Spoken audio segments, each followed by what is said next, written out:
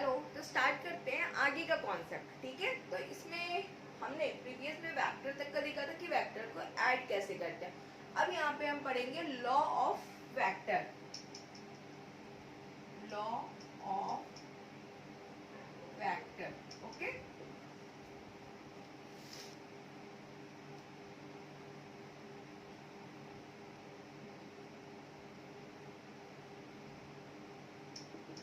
तो इसमें जो फर्स्ट कॉन्सेप्ट है वो है आपका ट्राइंगल लॉ।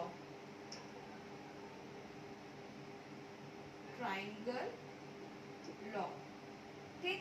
तो इसमें याद रखेंगे ट्राइंगल लॉ में क्या करते हैं हम, टेल टू हेड। अब इसको थोड़ा समझने की कोशिश करोगे, ठीक। सपोज ये मैंने एक एरो फॉर्म किया, तो ये जो है इसको हम क्या बोलेंगे, टेल बोलेंगे, और ये जो है ये आपका क्या हो जाएगा, हेड हो जाएगा। यहाँ तक तो क्लियर है। अब देखोगे ट्राइंगल लॉ क्या बोलता है। ट्राइंगल लॉ में हमको ऐड करने के लिए कितने लॉ होते हैं, 3 लॉ होते हैं, ठीक है। एक एक करके समझते हैं। ट्राइंगल लॉ में ऐड करने के लिए हमको कितने वेक्टर्स की नीड होती है, 2 वेक्टर्स की नीड होती है। यहाँ तक तो क्लियर है। ट्राइंगल लॉ में हमको ऐड करने के लिए 2 वेक्टर्स की नीड होती है, और इन वेक्टर को हम ऐड कैसे करते हैं, टेल टू हेड। सपोज ये आपका एक फर्स्ट वेक्टर है, ठीक, और ये आपका सेकेंड है। तो ये इसका हेड हुआ और ये इसका टेल हुआ। तो ये दोनों को आप ऐड कर रहे, यहाँ तक तो समझ में आ रहा है। अब जब आप इसका रिजल्टेंट निकालोगे तो ये आपका रिजल्टेंट आ रहा जाएगा। तो यहाँ तक का समझ में आया। ये क्या हो गया आपका ट्राइंगल लॉ। सेकेंड कॉन्सेप्ट यहाँ पे क्या आता है आपका, पैरेललोग्राम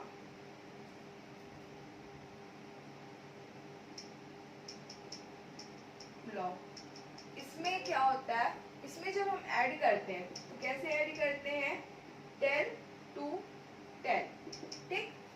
अब यहाँ पे इसको ऐड करने के लिए हमको कितने वेक्टर्स की रिक्वायरमेंट होती है, अगेन हमको इसमें कितने वेक्टर्स की रिक्वायरमेंट होगी, हमको 2 वेक्टर्स की रिक्वायरमेंट होगी। तो इसके को ऐड करते हैं।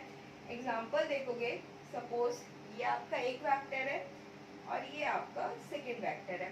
तो यहाँ पे आप नोटिस करोगे इसका टेल और इसका टेल, दोनों का टेल यहाँ पे देखो ऐड हो रहा है। तो इसका जो रिजल्टेंट होगा वो यहाँ से फॉर्म करेगा। तो आई होप यहाँ तक का समझ में आएगा। लॉ ऑफ वेक्टर एडिशन में भी हमने फर्स्ट क्या देखा, ट्राइंगल लॉ।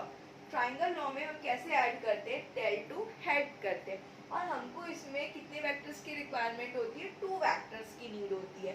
सेकेंड हमने पढ़ा पैरेललोग्राम लॉ। इसमें हम कैसे ऐड करते हैं, टेल टू टेल। ये इसका टेल और ये इसका टेल, हमने दोनों को कैसे ऐड किया, टेल टू टेल ऐड किया, और इसमें भी हमको मिनिमम कितने वेक्टर्स की रिक्वायरमेंट होती है, 2 वेक्टर्स की नीड होती है। यहाँ तक क्लियर है। अब देखते हैं थर्ड लॉ, ओके। अब यहाँ पे थर्ड जो है वो क्या है हमारा, polygon law. Polygon law. Polygon law में ऐड करने के लिए कौन सा कॉन्सेप्ट यूज करेंगे हम, टेल टू हेड। तो यहाँ पे जो वेक्टर यूज होगा, यहाँ पे कैसा वेक्टर यूज होगा, मल्टीपल वेक्टर यूज होगा। मल्टीपल वेक्टर, यहाँ तक क्लियर है। अब जो यहाँ पे मल्टीपल वेक्टर यूज होगा वो कैसे होगा, यहाँ पे देखो समझो।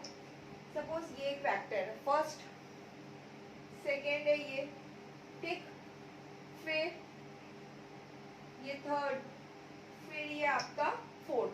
तो यहाँ पे देखो ये कैसे ऐड हो रहा है, देखो टेल टू हेड यूज हो रहा है। तो यहाँ जो इसका रिजल्टेंट आएगा तो ये इसका रिजल्टेंट हो जाएगा, ठीक। तो ये हो गया आपका ए, ये बी, ये सी, और ये आपका डी। तो यहाँ पे जो रिजल्टेंट फॉर्म करेगा वो कैसे फॉर्म करेगा, A plus B plus C plus D.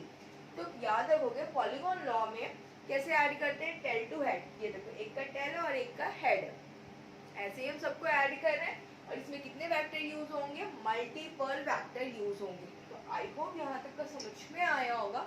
आगे कॉन्सेप्ट्स देखते हैं। अब यहाँ पे बताएंगे हम types of vector. Types of vector. यहाँ तक का क्लियर है?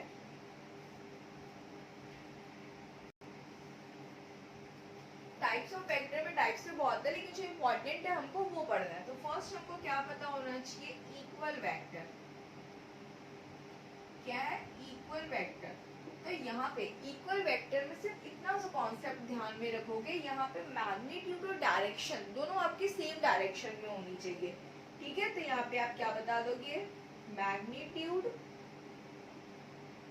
मैग्नीट्यूड सेम होना चाहिए, और क्या सेम होना चाहिए आपका? डायरेक्शन सेम होना चाहिए। यहाँ तक का क्लियर है? मीन्स इस टाइप का मैग्नीट्यूड और डायरेक्शन दोनों क्या होना चाहिए? सेम, तब उसको क्या बोलेंगे हम? Equal vector. सेकंड देखते हैं हम नेगेटिव वेक्टर।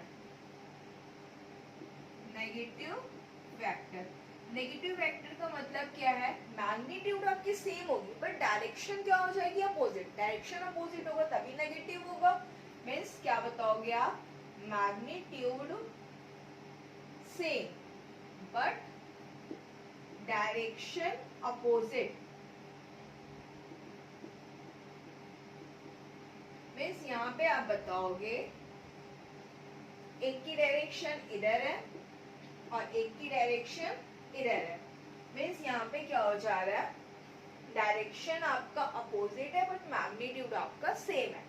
इक्वल वेक्टर में magnitude same, direction same, but negative vector में मैग्नीट्यूड तो सेम है बट डायरेक्शन आपका कैसा है? अपोजिट है। एंड थर्ड वन देखेंगे आप पोजीशन वेक्टर। ठीक, तो पोजीशन वेक्टर होता क्या है? पोजीशन वेक्टर में क्या हो जाएगा? सपोज यहाँ पे एग्जांपल लेते हैं।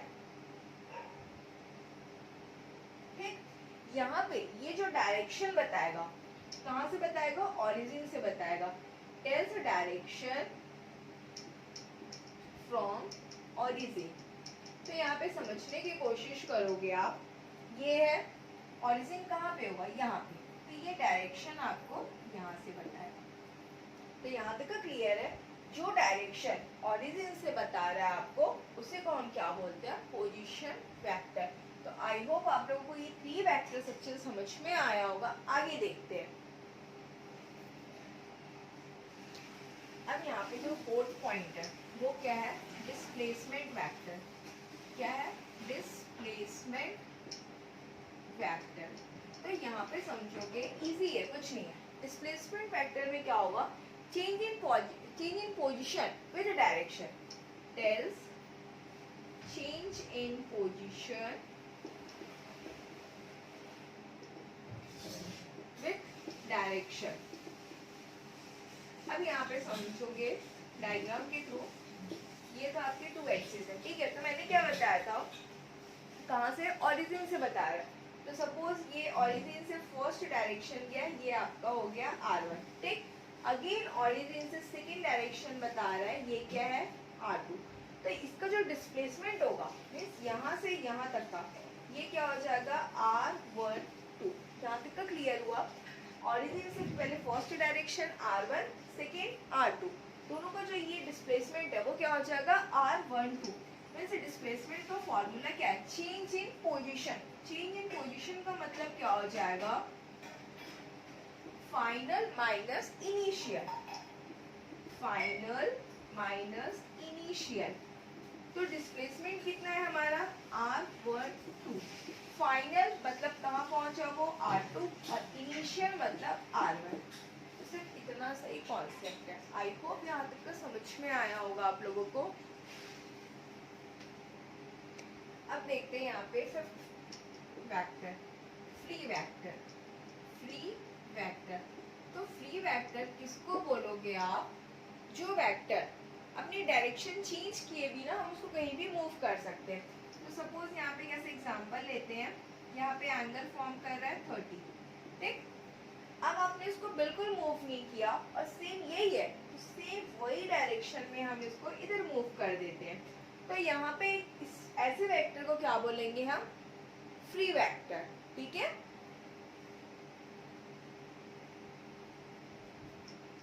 Vector can be shifted vector can be shifted without changing direction. यहाँ देखो क्लियर है, अगर वेक्टर को हम उसका डायरेक्शन चेंज किए बिना अगर हम उसको ये अगर इस डायरेक्शन में जा रहे हैं तो हम उसको उसी डायरेक्शन में अगर शिफ्ट करते हैं तो ऐसे वेक्टर को हम क्या बोलेंगे, फ्री वेक्टर।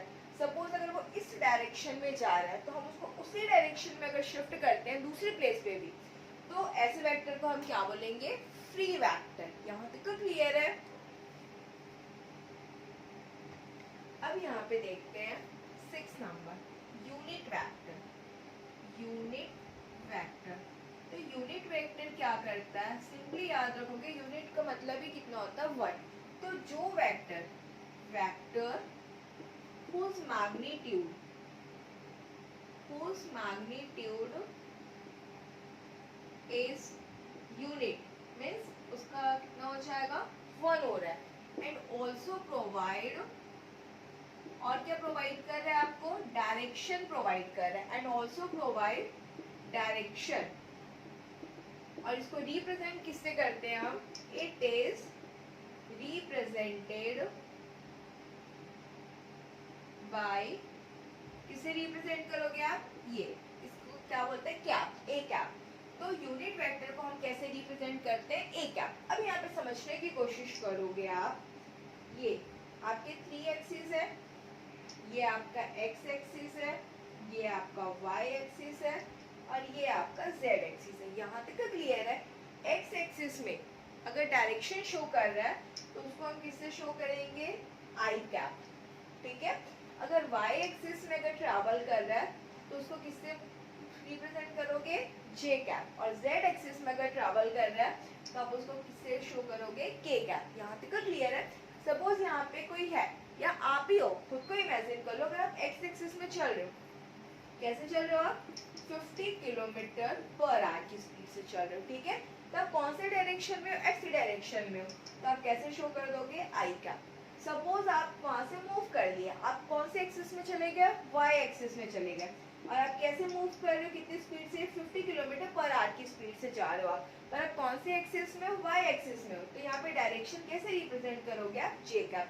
तो ये जो है आई कैप, जे कैप और ये के कैप, ये क्या रिप्रेजेंट कर रहा है, यहाँ पे डायरेक्शन रिप्रेजेंट कर रहा है। और ये जो यूनिट वेक्टर है उसको हम कैसे रिप्रेजेंट करते हैं, ये कैप के थ्रू करते हैं। उसी चीज को लिखे हम वेक्टर whose मैग्नीट्यूड, जिसका मैग्नीट्यूड कितना होगा, 1 होगा, और ये क्या प्रोवाइड करेगा, डायरेक्शन प्रोवाइड करेगा। और इसको रिप्रेजेंट कैसे कर रहे हैं हम लोग, ए वेक्टर। तो फॉर्मूला क्या हो जाएगा, A cap is equal to A vector upon magnitude of A, इसको मैग्नीट्यूड, और मैग्नीट्यूड निकालते कैसे हैं, इसका फॉर्मूला क्या हो जाता है, अंडर रूट एक्स का स्क्वायर प्लस वाई का स्क्वायर प्लस जेड का स्क्वायर। तो आई होप आप लोगों को यहाँ तक का समझ में आया होगा। अगर कुछ डाउट है तो आप लोग कमेंट कर सकते हैं। अब जो हमने यूनिट वेक्टर पढ़ा था उसको एक एग्जांपल लेके सॉल्व कर लेते ताकि आप लोग के कॉन्सेप्ट्स और अच्छे से क्लियर हो जाए। यहाँ पे आपको क्या गिवन है, ए वेक्टर गिवन है, बी वेक्टर गिवन है। हमको फाइंड क्या करना है, यूनिट वेक्टर फाइंड आउट करना है, कहाँ पे, along A vector plus B vector. Means unit vector कैसे निकालोगे आप, फर्स्ट ऑफ ऑल आपको क्या नीड रहेगा,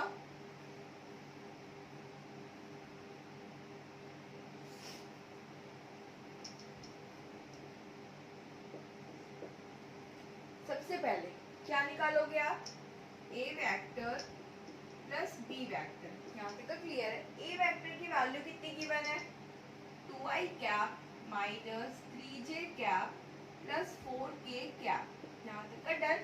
अब यहाँ पे प्लस है तो आप यहाँ पे क्या डालोगे, प्लस का साइन डालोगे।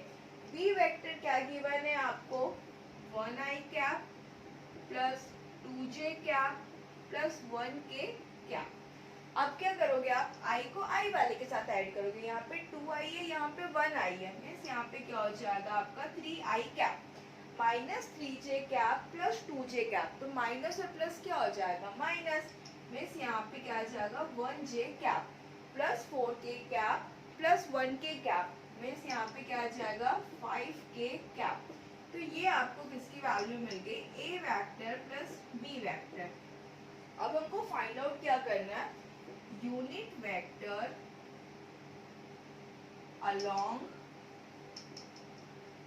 ए वेक्टर प्लस बी वेक्टर, यही हमको फाइंड आउट करना है। तो हमारा फॉर्मूला क्या बोलता है, A vector plus B vector upon magnitude of A vector plus B vector, ऐसे ही निकालते हैं।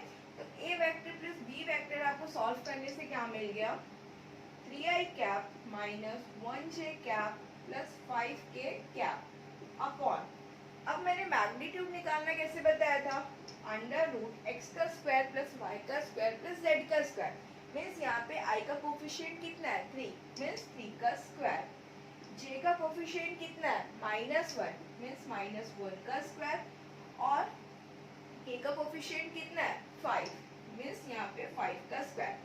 अब आप इसको सॉल्व कर दोगे, 3i cap minus 1j cap plus 5k cap upon under root 3 का स्क्वायर कितना हो जाएगा 9, -1 का स्क्वायर 1 एंड 5 का स्क्वायर 25। यहाँ तक क्लियर है।